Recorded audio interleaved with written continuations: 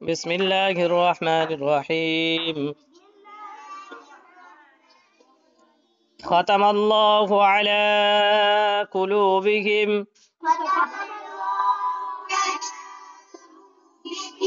قلوبهم وعلى سمعهم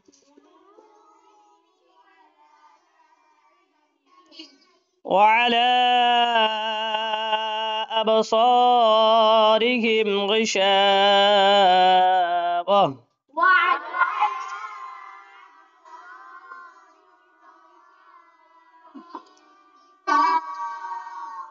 ولهم عذاب عظيم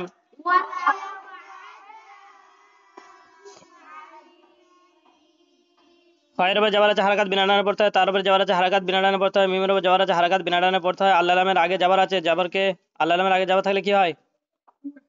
আল্লাহ নামকে পুর করে পড়তে হয়, অর্থাৎ ল করে পড়তে হয়, বাংলা ভাষায় লয়ের মতো। আর লামের উপরে তাসদিদ দুবার পড়তে হয়। লামের উপরে খাড়া যাবার আলিম মাদ্দার মতো একালিফ টান দিয়ে পড়তে হয়। হার উপরে পেশ হারাকাত বিনা ডানে পড়তে হয়। আইনের উপরে যাবার হারাকাত বিনা ডানে পড়তে হয়।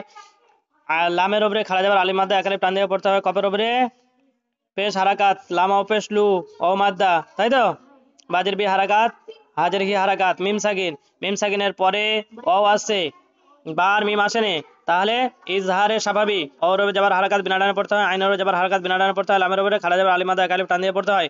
সিনের উপরে যার হারাকাত মিম সাকিনের পরে আইন আসছে, ইজহারে স্বাভাবিক।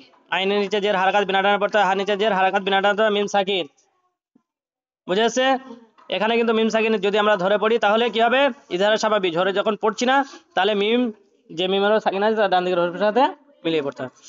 ওর উপরে যাবার হারাকাত বিনা ডানে পড়তে হয়। আইনের উপরে যাবার হারাকাত বিনা ডানে পড়তে হয়। লামের উপরে খাড়া যাবার আলিম মাদ্দার মতো একালিফ টান দিয়ে পড়তে হবে। লামের উপরে আবার মাদ আছে, দেখতে পেয়েছিস? তাহলে হরুপে মাদ্দা, এখানে লক্ষণীয় বিষয় কি? হরুপে মাদ্দা। হরুপে মাদ্দার পরে এখানে কি আছে? নকল হামজা। হরুপে মাদ্দার পরে নকল হামজা বা দ্বিতীয় শব্দে হামজা এসছে, তাই মাদ্দে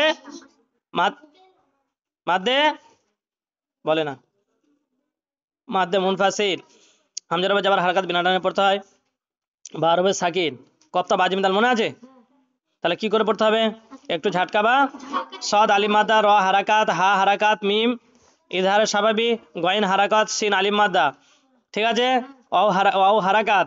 আর এখানে এমন গোল চিহ্নকে আয়াত বলে, এখানে দাঁড়াচ্ছি যেহেতু এমন গোল চিহ্নকে আয়াত বলে। আয়াতের শেষে থামতে হলে এটা সাকিন করতে হবে। ও হা যাবার ওয়াহ, লামের উপরে ওয়াওর উপরে হারাকাত, ওর উপরে যাবার হারাকাত, লাম হারাকাত, হা হারাকাত, মিম সাকিন ইজহারে স্বাভাবিক, আইন এসে আইন হারাকাত, জাল আলিম মাদ্দা, এখানে তানবিনের পরে হরুপে হালকি 6টির মধ্যে হামসা, তাহলে ইজহারে কি হবে? এটা ইজহারে হালকি বলে। আইন হারাকাত, জয়াজি ইয়া সাকিন ডান দিকে জের, লক্ষণীয় বিষয় এখানে আয়াতের শেষে থামতে হচ্ছে, সাকিন হচ্ছে, তাই লক্ষণীয় বিষয় হলো মাদ্দে লাজিম 5 আলিফ টান দিয়ে পড়তে হবে। ওকে, চলো।